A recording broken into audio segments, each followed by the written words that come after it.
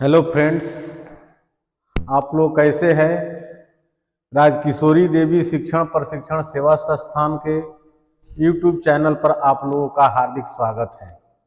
जैसा कि जितने भी हमारे VI के स्टूडेंट हैं उन लोगों को भली भांति पता है कभी हम लोगों का पेपर नंबर 4 का क्लास चल रहा है। ठीक है, जितने भी पीछे मैंने आप लोगों के सामने लेसन प्रस्तुत किया है वो आप लोग बढ़िया से अब देखिए, ध्यान दीजिए, ब्रेल भी लिखिए, ताकि आप लोगों की अब परीक्षा नज़दीक आने वाली है। ठीक है, तो जो मेरा पेपर नंबर 4 था उसका यूनिट नंबर 3 में हमारा टॉपिक है शिक्षा मनोविज्ञान का अर्थ एवं परिभाषा। क्या हमारा टॉपिक है? शिक्षा मनोविज्ञान का अर्थ एवं परिभाषा। तो इसमें शिक्षा मनोविज्ञान है क्या, इस पर थोड़ा हम चर्चा कर लेते हैं। शिक्षा और मनोविज्ञान के संगम से बना एक ऐसा विषय है जो शिक्षण और अधिगम की प्रक्रिया को समझने, उनका विश्लेषण करने और उन्हें प्रभावी बनाने के लिए वैज्ञानिक दृष्टिकोण अपनाता है। ये क्या है कि शिक्षा और मनोविज्ञान को मिलाकर एक ऐसा पाठ्यक्रम तैयार किया गया है जिसे हम वैज्ञानिक तरीके से भी इसको सही ठहराने की कोशिश करते हैं। यह विद्यार्थियों के मानसिक विकास, उनकी रुचियों, क्षमताओं, व्यवहार और उनकी समस्याओं को समझने में क्या करता है? सहायता करता है। शिक्षा मनोविज्ञान शिक्षक और शिक्षार्थी के बीच की प्रभावी प्रक्रिया को सुगम बनाता है। ठीक है, अब हमारा है कि शिक्षा मनोविज्ञान का अर्थ क्या है। मान लीजिए कि आपकी परीक्षा में आ गया कि शिक्षा मनोविज्ञान है क्या, इसके बारे में विस्तृत चर्चा कीजिए। तो आप शिक्षा मनोविज्ञान के बारे में लिख देंगे, उसका अर्थ भी लिख देंगे तो आपको नंबर मिल जाएगा। ठीक है, तो शिक्षा मनोविज्ञान और मनोविज्ञान के दो क्षेत्रों का समन्वय है। कौन से क्षेत्रों का है? दो क्षेत्रों का समन्वय है। इसमें पहला क्या है? शिक्षा है। शिक्षा का उद्देश्य छात्र के मानसिक, सामाजिक और नैतिक विकास में सहायता प्रदान करना। शिक्षा का मेन मतलब क्या है कि छात्र के मानसिक, सामाजिक और नैतिक विकास में सहायता प्रदान करना। दूसरा का हमारा क्या है? मनोविज्ञान। मनोविज्ञान मानव के मानसिक प्रक्रियाओं, भावनाओं और व्यवहार का अध्ययन है। ठीक है, अब है इन दोनों क्षेत्रों का मेल शिक्षा मनोविज्ञान को जन्म देता है। शिक्षा प्लस मनोविज्ञान मिलकर क्या किसका जन्म देता है? शैक्षिक मनोविज्ञान, शिक्षा मनोविज्ञान। यह शिक्षण प्रक्रिया के दौरान विद्यार्थियों के अधिगम, मानसिक विकास और उनके व्यवहार को समझने में सहायता करता है। सरल शब्दों में शिक्षा मनोविज्ञान वह विज्ञान है जो यह जानने का प्रयास करता है कि छात्र कैसे सीखते हैं और शिक्षक किस प्रकार उन्हें बेहतर तरीके से सिखा सकते हैं। इसमें मेन क्या पहलू है कि शिक्षा मनोविज्ञान में आपको उसी चीज के बारे में ज्यादा जानकारी दिया जाता है कि बच्चे की पढ़ने की रुचि क्या है, बच्चे को किस ढंग से आप शिक्षण कराएंगे, बच्चे कैसे पढ़ेंगे। ठीक है, इसीलिए शिक्षण विधि में शिक्षा मनोविज्ञान क्या है? एक रीढ़ की हड्डी है। अब है शिक्षा मनोविज्ञान की परिभाषा। विभिन्न विद्वानों ने शिक्षा मनोविज्ञान को अलग अलग रूप में परिभाषित किया है। निम्नलिखित कुछ प्रमुख परिभाषाएं हैं। अब देखिए कौन कौन से शिक्षाविदों ने क्या क्या मनोविज्ञान के बारे में परिभाषा दिया है। ये आप लोगों के पेपर नंबर 4 में ऐसे क्वेश्चन जरूर पूछे जाएंगे कि ये किसका मत है। ये कथन किसका है? आप वो हेडिंग दे देगा या ये भी पूछ देगा कि क्रो और क्रो के अनुसार शिक्षा मनोविज्ञान की परिभाषा क्या है। चाहे चार्ल्स ई स्किनर के अनुसार शिक्षा मनोविज्ञान की परिभाषा क्या है। ठीक है, शिक्षा मनोविज्ञान वह विज्ञान है, ये किसके अनुसार? क्रो और क्रो के अनुसार शिक्षा मनोविज्ञान वह विज्ञान है जो शिक्षण और अध्ययन की प्रक्रिया को समझने और उसका अध्ययन करने का कार्य करता है। ठीक है, दूसरा क्या है? चार्ल्स ई स्किनर, इन्होंने क्या अपना मत दिया है कि शिक्षा मनोविज्ञान शिक्षा और मनोविज्ञान का वह शाखा है जो यह समझने में सहायता करती है कि छात्र कैसे सीखते हैं और शिक्षक उन्हें कैसे सिखाते हैं। ठीक है, अब अगला नाम है जे.एस. रॉस। ये भी एक क्या है? शिक्षाविद है। इन्होंने क्या अपना मत दिया है कि शिक्षा मनोविज्ञान का मुख्य कार्य उन परिस्थितियों और कारकों का अध्ययन करना है जो शिक्षा को प्रभावित करते हैं। ठीक है, अब है पीबी गुड। पीबी गुड के अनुसार शिक्षा मनोविज्ञान की क्या परिभाषा है? शिक्षा मनोविज्ञान शिक्षण प्रक्रिया में मनोवैज्ञानिक सिद्धांतों के व्यवहारिक उपयोग का अध्ययन है। ठीक है, देखिए सबसे इंपॉर्टेंट जिनका नाम बार बार आता है वो क्या है? थॉर्नडाइक। इनका आप जब आप कॉम्पिटिटिव एग्जाम देंगे सीटेट या एस्टेट, तो इसमें ऐसे क्वेश्चन पूछे जाते हैं कि ये किसका कथन है। जैसे आपको पेपर में दे देगा कि शिक्षा मनोविज्ञान वह विज्ञान है जो छात्र के व्यवहार को इस प्रकार नियंत्रित करने का प्रयास करता है कि वह शिक्षण प्रक्रिया में अधिकतम लाभ उठा सके। और इसके नीचे क्या दे देगा? 4 शिक्षाविदों का नाम दे देगा, Thorndike, Adams, Crow and Crow, Charles G Skinner. तो आप जब पढ़े रहेंगे तो आप क्या करेंगे? सही विकल्प का चुनाव कर सकते हैं। तो थॉर्नडाइक ने क्या दिया है कि शिक्षा मनोविज्ञान वह विज्ञान है जो छात्र के व्यवहार को इस प्रकार नियंत्रित करने का प्रयास करता है कि वह शिक्षण प्रक्रिया में अधिकतम लाभ उठा सके। ठीक है, अब है एडम्स। एडम्स ने क्या दिया है? शिक्षा मनोविज्ञान एक ऐसा विज्ञान है जो शिक्षण और अधिगम से संबंधित मानसिक प्रक्रियाओं का अध्ययन करता है। ठीक है, अब है शिक्षा मनोविज्ञान के मुख्य तत्व। शिक्षा मनोविज्ञान के मुख्य तत्व क्या क्या है?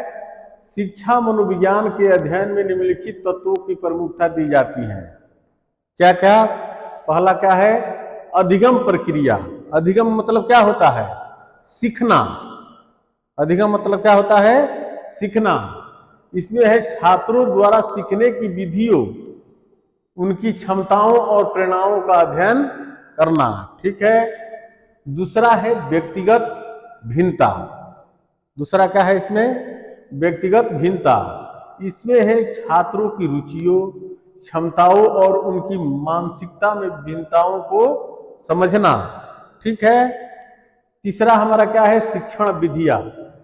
शिक्षण प्रक्रिया को प्रभावी बनाने के लिए उचित विधियों और रणनीतियों का विकास। ठीक है, चौथा है मूल्यांकन। छात्रों के सीखने की प्रक्रिया को मापने और उनकी प्रगति का आकलन करना। पांचवा क्या है इसमें? 5th नंबर, प्रेरणा। छात्रों में सीखने की इच्छा और रुचि को बढ़ावा देना। ठीक है, अब मान लीजिए आ गया शिक्षा मनोविज्ञान की प्रकृति एवं क्षेत्र। शिक्षा मनोविज्ञान का प्रकृति से क्या जुड़ाव है, उसका क्या क्षेत्र है, इसके बारे में आप लोग देखिए। शिक्षा मनोविज्ञान एक ऐसा क्षेत्र है जो शिक्षा और मनोविज्ञान के बीच संबंध को समझने और शिक्षण प्रक्रिया को अधिक प्रभावी बनाने का कार्य करता है। यह मनुष्य की मानसिक प्रक्रियाओं और व्यवहार का अध्ययन करता है जो सीखने और शिक्षण से संबंधित है। शिक्षा मनोविज्ञान शिक्षा के सिद्धांतों, प्रक्रियाओं और विधियों का मनोवैज्ञानिक दृष्टिकोण से विश्लेषण करता है। ठीक है, अब है शिक्षा मनोविज्ञान की प्रकृति। शिक्षा मनोविज्ञान की प्रकृति क्या है? शिक्षा मनोविज्ञान की प्रकृति को निम्नलिखित बिंदुओं के माध्यम से समझा जा सकता है। कौन कौन से बिंदु है? पहला है वैज्ञानिक दृष्टिकोण। इसमें पहला हमारा क्या होता है? वैज्ञानिक दृष्टिकोण। शिक्षा मनोविज्ञान एक वैज्ञानिक दृष्टिकोण पर आधारित है। यह अनुभवों, निरीक्षणों और प्रयोगों के माध्यम से शिक्षा और मनोविज्ञान के संबंध को समझता है। ठीक है। दूसरा है व्यवहार केंद्रित। सेकंड नंबर हमारा क्या है? व्यवहार केंद्रित। यह मुख्य रूप से शिक्षार्थियों के व्यवहार और उनकी मानसिक प्रक्रियाओं का अध्ययन करता है। शिक्षा मनोविज्ञान शिक्षार्थियों को सीखने के तरीके और उनकी रुचि, क्षमताओं और प्रतिक्रियाओं को समझने का प्रयास करता है। ठीक है। तीसरा क्या है हमारा? तीसरा है अनुप्रयुक्त विज्ञान। अनुप्रयुक्त विज्ञान क्या है? शिक्षा मनोविज्ञान एक अनुप्रयुक्त विज्ञान है। ये कैसा विज्ञान है? अनुप्रयुक्त विज्ञान है, जो मनोवैज्ञानिक सिद्धांतों और शोध के निष्कर्षों को शिक्षण प्रक्रिया में लागू करता है। चौथा है गतिशीलता। 4 नंबर क्या है हमारा? गतिशीलता। यह एक गतिशील और विकसित होने वाला विज्ञान है। समय के साथ नई शोध और प्रयोगों के माध्यम से इसके सिद्धांत और विधियां बदलते रहते हैं। 5वां नंबर है व्यवहारिक उपयोगिता। 5th नंबर हमारा क्या है? व्यवहारिक उपयोगिता। शिक्षा मनोविज्ञान शिक्षकों को शिक्षण प्रक्रिया को प्रभावी बनाने और छात्रों की समस्याओं को हल करने में मदद करता है। ठीक है। अब है 6 नंबर लक्ष्य निर्दिष्ट। 6 नंबर क्या है? लक्ष्य निर्दिष्ट। शिक्षा मनोविज्ञान का मुख्य उद्देश्य शिक्षा की प्रक्रिया को प्रभावी और परिणामोन्मुख बनाना। ठीक है। अब चलते हैं शिक्षा मनोविज्ञान का क्षेत्र। शिक्षा मनोविज्ञान के क्षेत्र कौन कौन से हैं? शिक्षा मनोविज्ञान के अध्ययन का क्षेत्र बहुत विस्तृत है। इसके अंतर्गत आने वाले प्रमुख क्षेत्र क्या है? निम्नलिखित है। जैसे पहला है सीखने की प्रक्रिया का अध्ययन। पहला हमारा क्या है? सीखने की प्रक्रिया का अध्ययन। शिक्षा मनोविज्ञान यह समझने का प्रयास करता है कि व्यक्ति कैसे सीखता है और उनकी सीखने की प्रक्रिया को कैसे बेहतर बनाया जा सकता है। यह सीखने की शैलियों, विधियों और तकनीकों का विश्लेषण करता है। दूसरा हमारा क्या है? व्यक्तिगत भिन्नताओं का अध्ययन। सेकंड नंबर इसमें क्या है हमारा क्षेत्र में? व्यक्तिगत भिन्नताओं का अध्ययन। हर व्यक्ति अलग होता है, आप लोग भली भांति जानते हैं, और उसकी सीखने की प्रक्रिया भी अलग होती है। जैसे हमारा देश है, राज्य अलग है, जिले अलग है, ब्लॉक अलग है, उसी प्रकार आदमी भी अलग अलग प्रकार के होते हैं और सभी के सीखने की और समझने की प्रक्रिया क्या होती है? कुछ अलग अलग होती हैं। ठीक है। और उन्हीं भिन्नताओं का अध्ययन करना क्या है? व्यक्तिगत भिन्नताओं का अध्ययन है। आ गया समझ में? तो वही है कि हर व्यक्ति अलग होता है और उसके सीखने की प्रक्रिया भी अलग होती है। शिक्षा मनोविज्ञान इन भिन्नताओं का अध्ययन करता है और उनके अनुसार शिक्षण विधियां विकसित करता है। अब है तीसरा प्रेरणा। प्रेरणा को क्या कहते हैं? मोटिवेशन। प्रेरणा सीखने की प्रक्रिया में एक महत्वपूर्ण भूमिका निभाती है। शिक्षा मनोविज्ञान छात्रों को प्रेरित करने में तरीकों और उनकी प्रेरणा के स्रोतों का अध्ययन करता है। ठीक है। अब है चौथा मूल्यांकन और परीक्षण। ये तो सभी चीजों में जरूरी होता है। क्या? कौन सा चीज? मूल्यांकन करना और उसका परीक्षण करना। छात्रों की प्रगति और उनके सीखने की क्षमता को मापने के लिए शिक्षा मनोविज्ञान उपयुक्त परीक्षण और मूल्यांकन विधियां प्रदान करता है। ठीक है। अब है 5 नंबर बाल विकास। 5th नंबर क्या है? बाल विकास। शिक्षा मनोविज्ञान बालकों के शारीरिक, मानसिक, सामाजिक और भावनात्मक विकास का अध्ययन करता है। यह समझने का प्रयास करता है कि विकास के विभिन्न चरणों में बच्चे कैसे सीखते हैं। ठीक है। अब है 6 नंबर समूह गतिकी। 6 नंबर क्या है? समूह गतिकी। शिक्षा मनोविज्ञान समूह में सीखने और समूह गतिशीलता के प्रभावों का अध्ययन करता है। यह छात्रों के बीच सहयोग और प्रतिस्पर्धा को समझने में मदद करता है। ठीक है। अब है 7 नंबर विशेष शिक्षा। 7 नंबर हमारा क्या है? विशेष शिक्षा। यह उन छात्रों की उपयुक्त शिक्षण विधियां है और तकनीकें विकसित करता है जिन्हें विशेष शैक्षणिक आवश्यकताएं होती हैं, जैसे विकलांगता, धीमा विकास आदि। ये जो विशेष शिक्षा है ये किन बच्चों के लिए है? जिनके लिए अलग प्रकार की विशेष शिक्षण तकनीकी का उपयोग किया जाता है, उसे हम क्या कहते हैं? विशेष शिक्षा। इसके बाद है शिक्षा के सिद्धांत और विधियां। शिक्षा के सिद्धांत और विधियां। शिक्षा मनोविज्ञान शिक्षण विधियों जैसे व्याख्यान, चर्चा, प्रोजेक्ट विधि आदि का अध्ययन करता है और उसके प्रभाव का विश्लेषण करता है। ठीक है। अब है 9 नंबर शिक्षक शिक्षार्थी संबंध। 9 नंबर क्या है? शिक्षक शिक्षार्थी संबंध। यह शिक्षकों और छात्रों के बीच बेहतर संबंध स्थापित करने के तरीकों का अध्ययन करता है। ठीक है। अब 10 नंबर हमारा क्या है? 10वां नंबर क्षेत्र में समस्या समाधान। समस्या समाधान। शिक्षा मनोविज्ञान शिक्षकों और छात्रों दोनों की उनकी समस्याओं के समाधान के लिए दिशा निर्देश प्रदान करता है। शिक्षा मनोविज्ञान के उपक्षेत्र। अब शिक्षा मनोविज्ञान के तो क्षेत्र हो गए। अब आपसे परीक्षा में पूछ देगा कि शिक्षा मनोविज्ञान के उपक्षेत्र कौन कौन से हैं, तो इसको भी आप लोग ध्यान से देखिए। शिक्षा मनोविज्ञान के कुछ प्रमुख उपक्षेत्र निम्नलिखित है। कौन कौन से? पहला है संज्ञानात्मक मनोविज्ञान। पहला हमारा क्या है? संज्ञानात्मक मनोविज्ञान। यह ज्ञान, सोच, समस्या समाधान और निर्णय लेने की प्रक्रियाओं का अध्ययन करता है। दूसरा क्या है? विकासात्मक मनोविज्ञान। यह व्यक्ति के संपूर्ण जीवन काल में होने वाले शारीरिक, मानसिक और सामाजिक परिवर्तनों का अध्ययन करता है। तीसरा हमारा क्या है? तीसरा हमारा है यह सामाजिक मनोविज्ञान। यह समाज और संस्कृति के प्रभावों को समझता है और समूहों में सीखने की प्रक्रिया का अध्ययन करता है। ठीक है। चौथा है प्रयोगात्मक। देखिए ये क्या हो गए? शिक्षा मनोविज्ञान के उपक्षेत्र। ठीक है।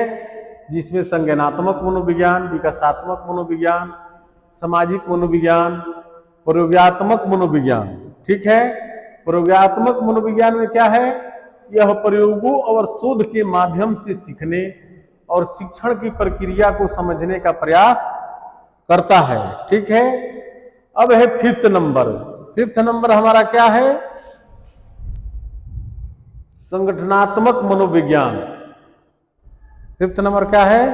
संगठनात्मक मनोविज्ञान। यह शैक्षणिक संस्थानों के संगठन, उनके प्रभावों का अध्ययन करता है। तो जो आज के हमारा टॉपिक था शिक्षा मनोविज्ञान के क्षेत्र, प्रकृति, उपक्षेत्र कौन कौन से हैं, ये छोटा सा टॉपिक था जिसको शिक्षा मनोविज्ञान के बारे में कौन कौन से शिक्षाविदों ने क्या तर्क दिया उसके बारे में मैंने आज आप लोगों के क्लास में प्रस्तुत किया। अब इस चैप्टर से क्या क्या वस्तुनिष्ठ क्वेश्चन बने हैं उस पर भी थोड़ा आप लोग ध्यान दीजिए।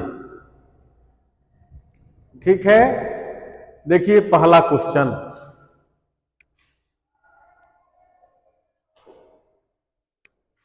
पहला हमारा क्वेश्चन क्या है, शिक्षा मनोविज्ञान का मुख्य उद्देश्य क्या है? ऑप्शन ए है छात्रों की वित्तीय सहायता प्रदान करना, बी शिक्षकों की आय बढ़ाना, सी शिक्षण प्रक्रिया को प्रभावी बनाना, डी स्कूल भवनों का निर्माण करना। तो इसका सही आंसर क्या होगा? इसका सही आंसर होगा ऑप्शन सी, शिक्षण प्रक्रिया को प्रभावी बनाना। ठीक है, देखिए वस्तुनिष्ठ क्वेश्चन, एमसीक्यू क्वेश्चन ऐसा एक क्वेश्चन परीक्षा का मेन जड़ है, जिसको आप एक बार सही चिन्ह लगा देंगे तो इसका नंबर जल्दी नहीं कटता है, नंबर कटता ही नहीं है अगर आपने सही लगा दिया है। इसीलिए मैं टॉपिक के बाद ज्यादा से ज्यादा वस्तुनिष्ठ क्वेश्चन आप लोगों के सामने लेकर आता हूं, ताकि आप लोगों का स्कोरिंग जो नंबर बढ़ता है जिससे, उसमें आप लोगों को काफी फायदा हो। ठीक है, अब दूसरा क्वेश्चन देखिए,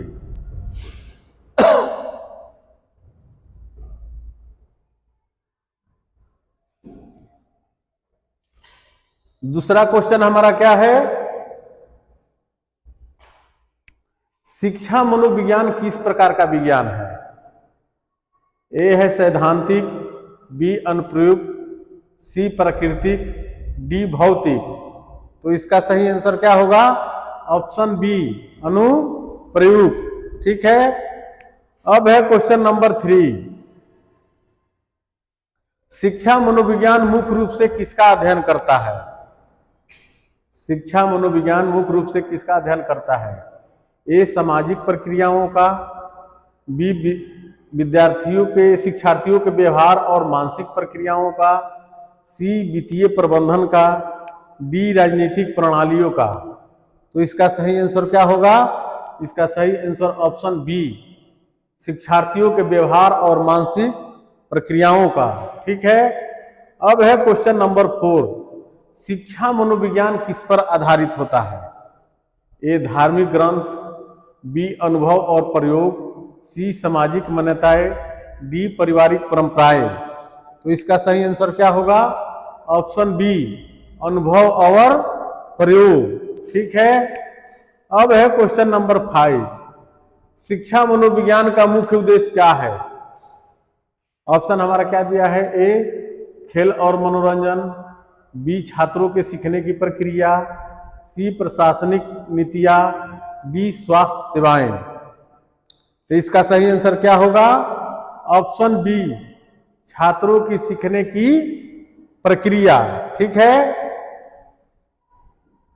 अब चलिए क्वेश्चन नंबर 6, शिक्षा मनोविज्ञान की प्रकृति कैसी होती है? ए स्थिर, बी गतिशील, सी नकारात्मक, डी निष्क्रिय। तो इसका सही आंसर क्या होगा? ऑप्शन बी, गतिशील। ठीक है, अब देखिए क्वेश्चन नंबर 7, शिक्षा मनोविज्ञान का उपयोग किसके लिए होता है? ए स्कूल प्रबंधन के लिए, बी छात्रों की समस्याओं को हल करने के लिए, सी तकनीकी उपकरण खरीदने के लिए, डी शिक्षक की आय बढ़ाने के लिए। तो इसका सही आंसर क्या होगा? ऑप्शन बी, छात्रों की समस्याओं को हल करने के लिए। ठीक है, अब है क्वेश्चन नंबर 8, शिक्षा मनोविज्ञान का प्रमुख उद्देश्य क्या है? शिक्षा मनोविज्ञान का प्रमुख उद्देश्य क्या है? ए शिक्षकों की संख्या बढ़ाना, बी छात्रों को प्रेरित करना, सी नई तकनीकियों का विकास करना, डी शिक्षा में शोध करना। तो इसका सही आंसर क्या होगा? ऑप्शन बी, छात्रों को प्रेरित करना। ठीक है, चलिए अब क्वेश्चन नंबर 9, शिक्षा मनोविज्ञान में मुख्य ध्यान किस पर दिया जाता है? ए शिक्षकों के वेतन पर, बी शिक्षार्थियों के व्यक्तिगत भिन्नताओं पर, सी विद्यालय के इंफ्रास्ट्रक्चर पर, डी खेलकूद पर। तो इसका सही आंसर क्या होगा? ऑप्शन बी, शिक्षार्थियों की व्यक्तिगत भिन्नताओं पर। ठीक है, अब है क्वेश्चन नंबर 10 नंबर क्वेश्चन देखिए,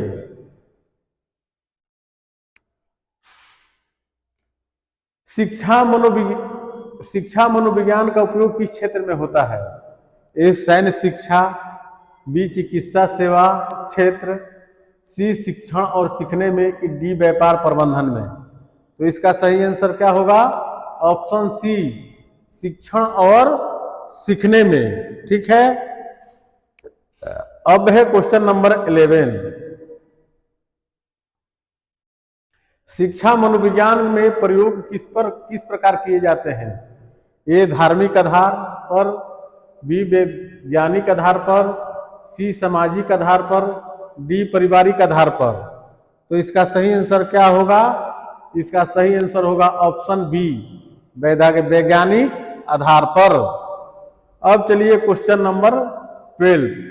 प्रेरणा किससे संबंधित है? प्रेरणा किससे संबंधित है? शिक्षार्थियों की मानसिक स्थिति से, उनके शारीरिक स्वास्थ्य से, उनके आर्थिक स्तर से, उनके पारिवारिक पृष्ठभूमि से। तो इसका सही आंसर क्या होगा? ऑप्शन ए, शिक्षार्थियों की मानसिक स्थिति से। ठीक है, अब चलिए 13 नंबर क्वेश्चन। 13 नंबर क्वेश्चन क्या है?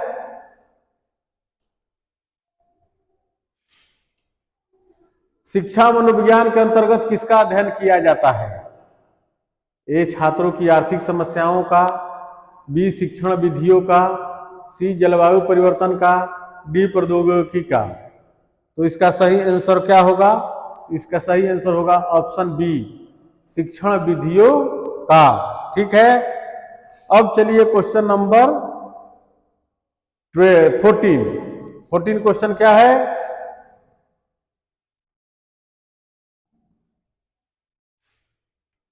शिक्षा मनोविज्ञान किस प्रकार का विज्ञान है?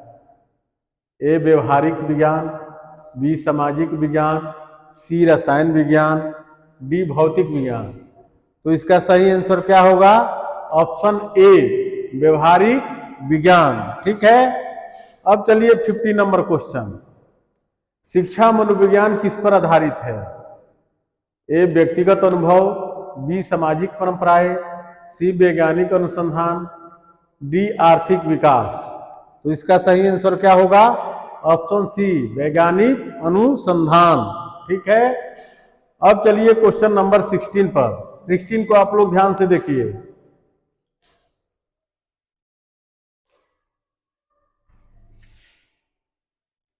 कौन सा शिक्षा मनोविज्ञान का उपक्षेत्र है? ऑप्शन हमारा ए क्या है? भौतिक विकास, बी सामाजिक मनोविज्ञान, सी राजनीतिक विज्ञान, डी पर्यावरण विज्ञान अध्ययन। तो इसका सही आंसर क्या होगा? ऑप्शन बी, सामाजिक मनोविज्ञान। ठीक है, अब है क्वेश्चन नंबर 17। शिक्षा मनोविज्ञान मुख्य रूप से किस पर केंद्रित होता है? ए शिक्षकों की समस्याओं पर, बी छात्रों के मानसिक विकास पर, सी विद्यालय की संरचना पर, डी पाठ्यक्रम पर। तो सही आंसर क्या होगा? ऑप्शन बी, छात्रों के मानसिक विकास पर। ठीक है, अब है क्वेश्चन नंबर 8। शिक्षा मनोविज्ञान का विकास किस प्रकार होता है? शिक्षा मनोविज्ञान का विकास किस प्रकार होता है? ए स्थिरता के साथ, बी अनुसंधान और प्रयोग के साथ, सी धार्मिक ग्रंथों के आधार पर, डी राजनीतिक नीतियों के आधार पर। तो इसका सही आंसर क्या होगा? ऑप्शन बी, अनुसंधान और प्रयोग के साथ। ठीक है, अब है क्वेश्चन नंबर 19। शिक्षा मनोविज्ञान का उद्देश्य क्या है? ए शिक्षकों को प्रोत्साहन देना, बी छात्रों की सीखने की प्रक्रिया को समझना, सी विद्यालय का प्रबंधन करना, डी नई तकनीकी का आविष्कार करना। तो इसका सही आंसर क्या होगा? ऑप्शन बी होगा, छात्रों के सीखने की प्रक्रिया को समझना। ठीक है, अब है क्वेश्चन नंबर 20। शिक्षा मनोविज्ञान किसका अध्ययन करता है? ए है ऑप्शन व्यक्तित्व का, बी समाज का, सी व्यवहार और मानसिक प्रक्रियाओं का, डी पर्यावरण का। तो इसका सही आंसर क्या होगा? ऑप्शन सी, व्यवहार और मानसिक प्रक्रियाओं का। ठीक है, अब चलिए 20 नंबर 1 पर। 20 नंबर 1 क्वेश्चन देखिए।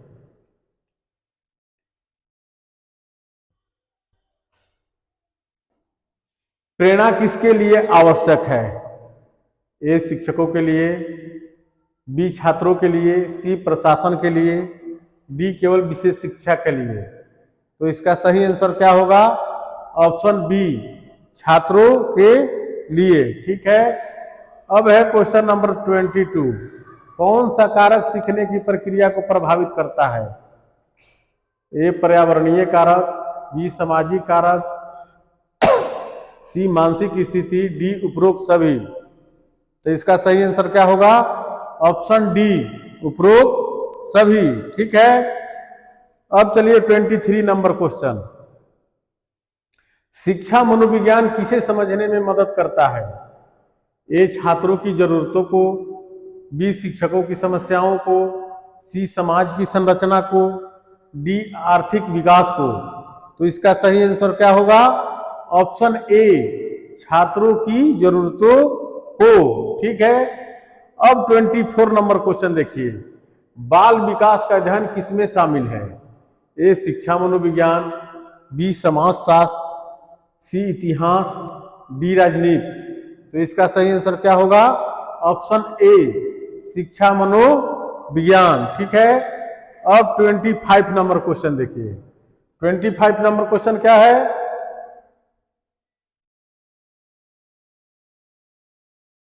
शिक्षा मनोविज्ञान का प्रमुख उपयोग किसमें है?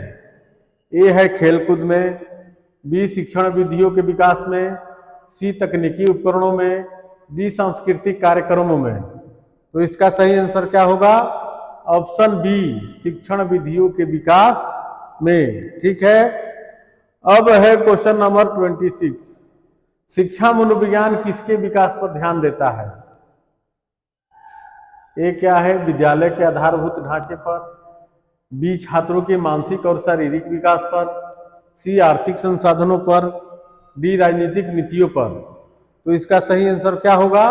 ऑप्शन बी, छात्रों के मानसिक और शारीरिक विकास पर। ठीक है। अब चलिए क्वेश्चन नंबर 27। कौन सा विकास शिक्षा मनोविज्ञान का उद्देश्य है? ए नई शोध विधियों का विकास, बी शिक्षकों और छात्रों के बीच संबंध सुधारना, सी पाठ्यक्रम का निर्माण, डी परीक्षा प्रणाली का सुधार। तो इसका सही आंसर क्या होगा? ऑप्शन बी, शिक्षकों और छात्रों के बीच संबंध सुधारना। ठीक है। अब 28 नंबर क्वेश्चन देखिए। 28 क्वेश्चन क्या कर रहा है? शिक्षा मनोविज्ञान किस प्रकार से शिक्षकों की मदद करता है?